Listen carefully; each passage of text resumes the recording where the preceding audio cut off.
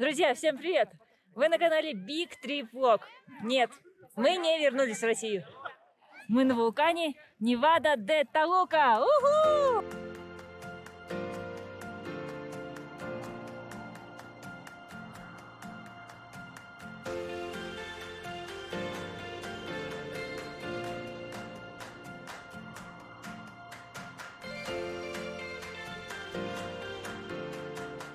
Так, друзья, у меня вторая попытка, чтобы забраться на вулкан Невада де Толука. Первый раз мы приезжали, и у входа нас взяли 50 песо за парковку. Я переоделась, готова была уже стартовать. И что вы думаете? В этот день кратер не работал. Точнее, там сошла снежная лавина, и нельзя было пробраться к кратеру. Более того, не ходил трансфер до кратера, и нужно было идти 4 часа. Я в целом была готова, но кратер был закрыт, и я не видела смысла туда добираться. В общем, второй раз приехали мы на этот вулкан. Ехали первый раз мы из Вале де Браво, а второй раз из Теплостана. В общем, второй раз мы ехали 4,5 часа по бесплатной дороге. Можно было по платной, и путь составил бы 3,5 часа. Но стоимость этой платной дороги 350 песо. В общем, еще раз мы заплатили за парковку 50 песо. Немножко шумновато, сейчас я расскажу почему. И сейчас я села в специальный трансфер, это что-то типа мини-грузовика. Здесь еще 10 человек. Они причем не хотели двигаться, они такие типа, что 11 человек, у нас так тесно. Но в итоге вот они подвинулись. Стоимость этого трансфера 50 песо. Но я читала, что иногда даже бывает очередь на него, но благо очереди нет. Теперь нас полностью закрыли, потому что очень много пыли на дороге. И мы стартуем. Несмотря на закрытый настил, здесь очень пыльно, у меня все руки сейчас в пыли. Мексиканцы первый раз видят снег, и они очень этому радуются, считают, что это очень красиво. Видите, как они восхищаются? Ребята, вся камера, все просто в пыли, при закрытом настиле. Все руки просто черные. Офигеть, здесь очень пыльно. Полчаса мы тряслись вот в таком вот мини-грузовичке. Так, все местные побежали смотреть снег. Мне это в целом не так интересно. Хотя говорят, что главная фишка этого вулкана, что здесь есть снег. Так, теперь я знаю, что надо идти куда-то к кассам, оплачивать вход в кратер, и потом будет подъем на кратер. Здесь все останавливаются. Потом также можно будет сесть и доехать до подножия. Если наслаждаться снегом, это у нас он каждый день снег зимой. А здесь увидеть снег большая радость. Невада де Толука самый посещаемый вулкан в Мексике, потому что он самый доступный. До него можно добраться, в отличие от других высоких вулканов. Ищем сначала кассу, там небольшая очередь. Нужно еще немножко испытаний, чтобы наконец-таки увидеть этот кратер. Значит так, ребят, читала отзывы. Приходите пораньше, значит, чтобы не было очереди. А то очередь и так на час, когда утром приезжаете. Вот мы приехали с Кириллом в час дня, он меня ждет на парковке, кстати. Никакой очереди в час нету. Буквально за 5 минут я купила вот этот браслет, чтобы пройти на кратер. Сейчас проходим внутрь. И там нас ожидает небольшой подъем. Пожалуйста, мой билет. Хотят надеть, пожалуйста. Окей, muchas gracias. Вчера у нас был трекинг в Тепостлане. Поднимались на руины, и я себя немножко чувствую уставшей. Кирилл тоже чувствует себя после этого трекинга немного вымотанным. И сейчас еще меня ожидает подъем. Пишут, что здесь очень холодно. Я думаю, где бы снять мне кофту, потому что мне очень жарко. Здесь пишут про горный цветок, который находится в Красной книге. Здесь он произрастает, и его просят не срывать. Кто-то здесь даже лепит снеговиков. Я иду, наверное, уже минут 20. И я, наверное, уже немножко устала. Особенно после вчерашнего трекинга. Еще немножко кружится голова. Немножко. Сори за тавтологию. Здесь еще высота больше 2000 метров, поэтому у многих случается, кстати, горная болезнь. Надеюсь, она меня обойдет стороной. Но это не точно. Тем временем Я уже иду минут 30 или 40. Голова реально кружится. Кстати, высота этого вулкана относительно 2210 метров. А над уровнем моря здесь высота 4680 метров. Поэтому если у вас вдруг закружится голова, если вы приедете вдруг сюда, то это нормально. У меня лично она уже вот так. Наконец-таки я дошла до первой точки. Вижу лагуну с одной и с другой стороны. И все в окружении красивого снега. Можно спуститься вниз к лагуне, а можно подняться наверх. Я начну, наверное, сверху, потому что это сложнее. А потом пойду вниз к лагуне. Насчет одежды не знаю. В целом не холодно. Но обувь удобная очень нужна. Потому что когда поднимаешься выше, очень много камней. Они еще падают, могут попадать по ногам. Поэтому прям вот эта обувь меня спасает. Купила пару лет назад в Декатлоне. Когда мы ездили в Южную Америку, тоже ходили по трекингам различным. Теперь они меня спасают здесь. Сижу и любуюсь на лагуну, но, честно, очень тяжело. Дыхалки не хватает. И здесь так высоко, что голова не перестает кружиться. Надо как-то передохнуть. Еще подул ветер, я без шапки, поэтому сейчас меня спасает капюшон. Очень ветрено. Всего диаметр этого кратера 1,5 километра. Но я довольна. Во-первых, я довольна, что попала вообще на этот вулкан. Потому что, ну, вы понимаете, да?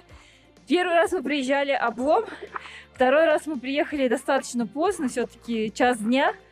И я думала, что, ну, вряд ли получится.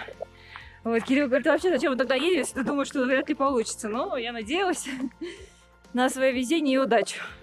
Друзья, я на вершине, вижу две лагуны, видите, они попадают обе в кадр. О, красота! Красота, красота, красота! Наконец-таки я на месте. Вот сейчас уже похолодало, но куртку я еще не готова надевать, еще не настолько холодно. Вот, сейчас я спущусь вниз сначала к первой лагуне, потом ко второй лагуне и немножко больше расскажу об этом месте. Кратер сейчас разделяет две лагуны. Лагуна Солнца и лагуна Луны. Невада-де-Талука — это 4-я по высоте вершина в Мексике. И самая популярная, потому что, как видите, доехал на транспорте, здесь погулял, походил, все возможно.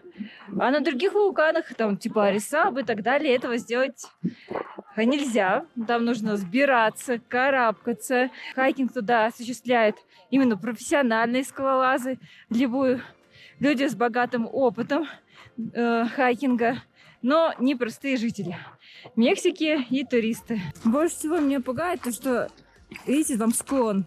А значит, потом нужно будет снова подниматься. А самое тяжелое здесь реально подниматься, потому что как только начинаешь какую-то физическую нагрузку делать, сразу кружится голова. Когда выходит солнышко, очень красиво. Когда оно заходит, не так красиво.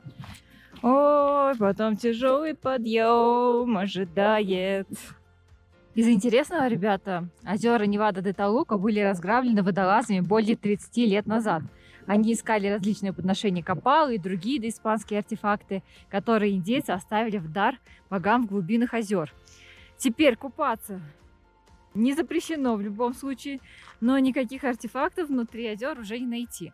Вода в этих озерах, ну, она просто ледяная. Я не знаю, какой смельчак осмелится там искупаться. Посетителей этого вулкана становится все меньше, потому что время больше 3 часов дня. Я, получается, стартовала в час дня. Где-то минут 30-40 заняла дорога до подножия, до входа в этот национальный парк. Потом я где-то минут 40-50 шла до этих лагун. И сейчас еще минут 15 я шла до самой лагуны и почти дошла.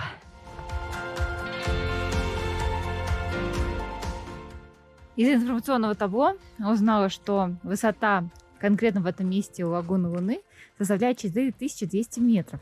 Температура 4 градуса всего лишь. Спустилась вниз к лагунам. Сейчас пойду сначала к одной, потом к другой. Здесь ноющие дети. Честно, ребят, я не знаю, мне кажется, не стоит приводить сюда детей. Во-первых, они ничего не запомнят, да, в взрослом возрасте. Во-вторых, для них это, реально мучение. Здесь так кружится голова. Зачем? Зачем? Чтобы они здесь сидели и плакали? Нет, это, конечно, мое мнение. Если я не права, напишите в комментариях.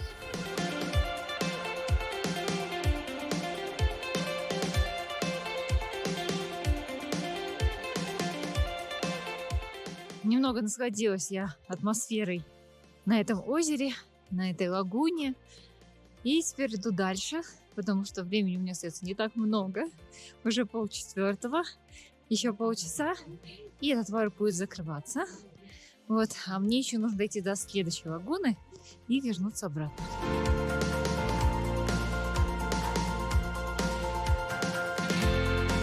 Ну что, кто говорит, что в Мексике снега-то нет? Вот он, ребят, снежок. Запоминайте, ребят, с декабря по февраль лучше всего приезжать сюда на вулкан, потому что больше вероятность увидеть его в снегу. А это его самая такая красивая фишка. Самое теплое время посещения этого вулкана — июнь по август. Но тогда вы снега точно не увидите. Дети устают, не хотят подниматься. Я не хочу спускаться, потому что потом мне тоже надо будет подниматься. Это лагуна Солнца. Вау, ребята, как красиво! Это то, ради чего стоило, конечно, преодолеть этот путь. 2 раза приехать на вулкан, чтобы увидеть эту красоту. Самая топовая точка — это, конечно, лагуна Солнца, за снежными горами. Нереальная красота, нереальная, друзья. О, прохладно тут совсем стало. Давайте-ка я надену капюшончик. 3 минуты на отдых здесь. И потом подъем обратно. В зависимости от времени дня, в зависимости от того, как падает солнышко, цвет воды в лагуне меняется. Сейчас он зеленый. Можно подойти поближе, посмотреть. Вода чистая. Просвечивает там каждый камушек. Кстати, здесь многие приезжают на велосипедах, катаются. Это вода в лагуне прозрачная, виден небольшой мох. Там я вижу, как катаются на велосипедах.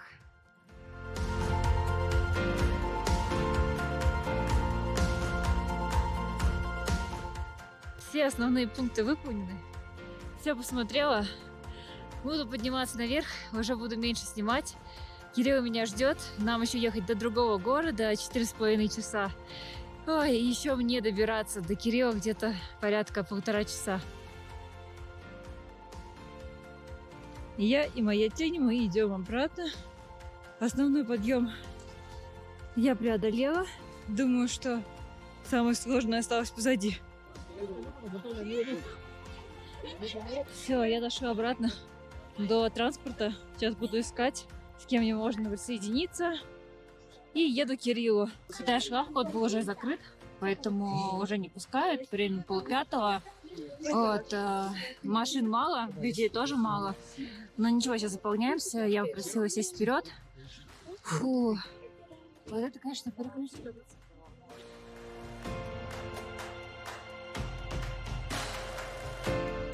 Ну все, друзья, я добралась до парковки. Точнее, сейчас у меня еще немножко осталось до парковки. Нас высадили. У меня еще задача найти Кирилла. На самом деле не такая простая уже задачка. На самом деле, когда я шла к вулкану, я прям быстро бежала. И я не знаю, где Кирилл припарковался, поэтому сейчас мне предстоит найти, где же он находится. Вот здесь вот заезжают машины, 50 песо парковка стоит, получается 60 песо стоит вход в сам парк, и по 50 песо транспорт туда и обратно тоже 50 песо. Здесь на въезде очень много палаток, продают различные кексики. Продают различные кукурузные палочки, чипсы. О, здесь прям большой рынок. Принц найден. Всем приветики. Чем ты занимался? Ты Ждал тебя. соскучился? Конечно. Как там на горе? Ты как хочешь, там чтобы Димаша скорее устроить? Снежочек был? Да, снежочек был. Давай Снежочек скорее был. обнимашь. Ура!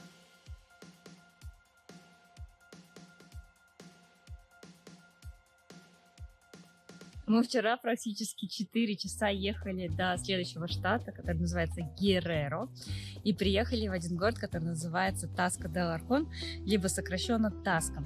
Остановились в очень красивом отеле. Сейчас я вам его покажу. Отель находится в колониальном особняке и называется Ла Бермеха. У них есть отдельный гараж, куда мы припарковали нашу машину. Проходим внутрь, и сразу же нас встречает бассейн с детскими горками. Поэтому в этом отеле вы можете отдыхать вместе со своими детишками, которым не будет скучно. Здесь находится общая территория, где можно перекусить. Дом богато обставлен красивой мебелью, очень много цветов, красивых украшений. Здесь находится ресепшн, нас очень быстро зарегистрировали вечером, причем мы приехали очень поздно, ближе к 10 вечера. Здесь очень интересный камин, иногда его зажигают, много диванчиков, где можно расположиться, посмотреть большой телевизор. Также по отдельному запросу здесь предоставляет завтрак, и есть стол, где можно позавтракать, а это хозяин отеля. Оля, Оскар! Хозяева отеля здесь не часто бывают, они сами живут в Канкуне, но у них есть небольшой семейный бизнес, у них есть фабрика по изготовлению серебра семейной, и также есть небольшой отель в городе Таско, в котором мы сейчас находимся. На первом этаже находится также терраса, где можно посидеть, попить кофе и полюбоваться просто шикарнейшим видом на город Таско.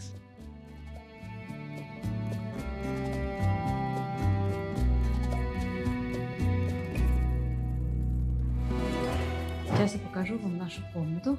Еще здесь, смотрите, какие красивые картины в коридоре. Огромная кровать королевского размера. Также есть еще одна дополнительная кровать, которую мы не будем использовать. Красивая терраса, балкончик. Также большой шкаф, где можно расположить все вещи. Но так как мы здесь всего лишь на одну ночь, мы даже не доставали свои вещи. Есть телевизор, отлично работает Wi-Fi. Здесь есть раковина, туалет. И, конечно же, душ. Горячая вода присутствует, также прекрасно работает. И огромное зеркало во весь рост. Сейчас поднимемся на 3-й этаж и посмотрим то, какой вид открывается с террасы. И здесь шикарная терраса, где также можно попросить сделать завтрак и любоваться этим восхитительным видом на Таско де Аларкон. Я вам уже говорила, что мы приехали вчера вечером поздно и смогли полюбоваться видами на вечерний Таско. Не смогли удержаться и, конечно же, сделали для вас эти красивые кадры.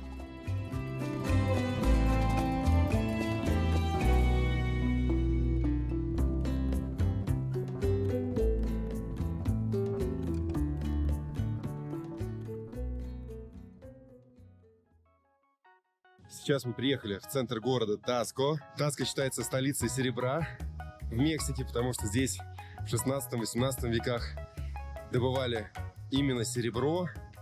Сейчас здесь сохранилась культура именно вот мастеров. Местные мастера здесь изготавливают различные украшения, также столовые приборы, очень много магазинчиков. Ну а мы с вами находимся уже на центральной площади Таско. До этого вы видели кадры с автомобиля, как мы сюда ехали по маленьким мощеным улочкам. Очень красивый белый город. Какой мексиканский город без чурроса? 10 песо за штучку, поливают еще и сгущенкой. Совсем рядом с главным парком располагается, пожалуй, главная достопримечательность города Таско. Это католический храм. Храм называется Санта-Приска. Построен он был в середине 18 века.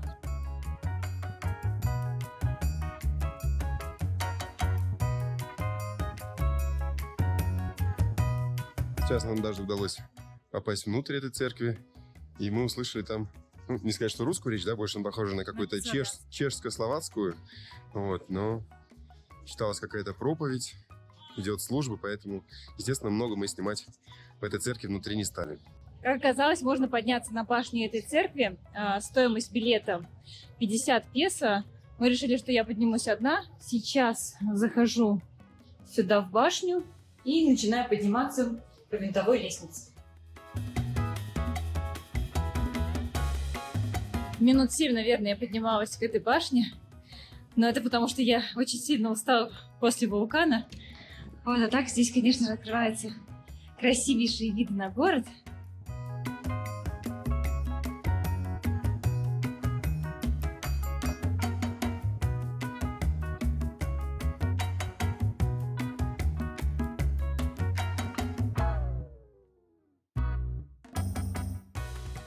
Центральный парк, а также церковь, возле которой мы сейчас гуляем, была построена при поддержке этого человека. Это Хосе де ля Борде, один из богатейших людей этого города, который сколотил свое состояние на серебряных рудниках в 18 веке.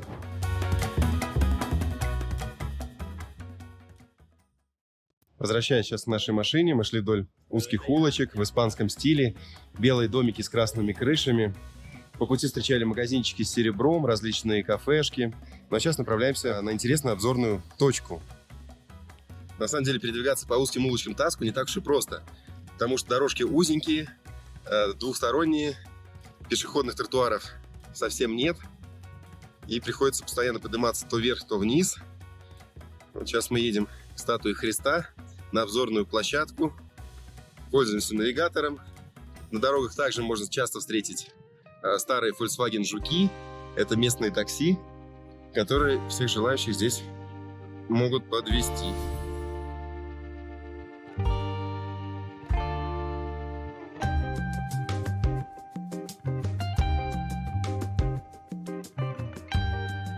Забрались сейчас наверх, на высокий холм, на котором установлена эта статуя Христа 5-метровая, раскинувшая руки, похожая на статую в Рио-де-Жанейро, только, конечно же, намного меньше. Совсем рядом с обзорной площадкой есть множество палаточек. В одной из них мы пробуем местный напиток – медовый мескаль. Мы читали, что этот регион также популярен своим медовым мохито, но это именно мескаль. Возможно, они делают мохито как раз-таки из этого напитка, из мескаля. Да, ну и, кстати, очень вкусно. Очень вкусно, нежный. Вау. Да. Но крепковато для меня, конечно же. Не знаю, по мне так приятно. очень приятно, но даже как будто чуть меньше 40 градусов, но напиток очень приятный. Решили взять себе мичеладос. Помимо размера самого мичелада, то есть можно взять средний стаканчик, можно взять огромный, литровый. Также еще на выбор мы можем взять разное пиво, либо Корона, либо Виктория. Вот сейчас мы, допустим, берем Корону. Здесь это считается обыденным пивом, мексиканским, потому что у нас в России это считается такой более элитный вид пива. Сразу пробуем эту вкуснятину. Очень вкусный мичеладос. Да, со вкусом чимой, да, здесь Да, получается. чимой, специя, перчик, чили. Очень вкусно. Серебро практически продается на каждом шагу, как в центре города, так даже и у статуи Иисуса Христа. Отдельная палатка с браслетами, кольцами, сережками. И чтобы узнать цену на изделие из серебра, его просто взвешивают. То есть здесь продают именно по граммам серебро. Получается, за браслетик 95 песо примерно. 95 песо, ну, примерно $5,5 где-то.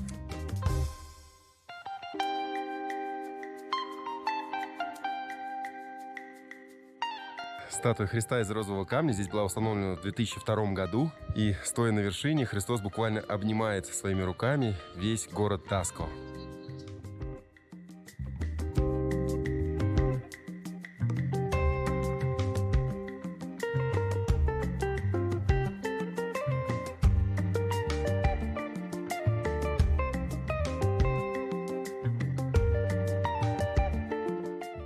У нас было всего несколько часов, чтобы погулять и насладиться атмосферой волшебного города Таско. А еще в этом выпуске мы взбирались на вулкан Невада-де-Толука и видели настоящий мексиканский снег. Поэтому, если вам понравились наши приключения, прожимаем лайки, друзья. Пишем комментарии и всем до новых встреч, всем пока! Всем пока-пока!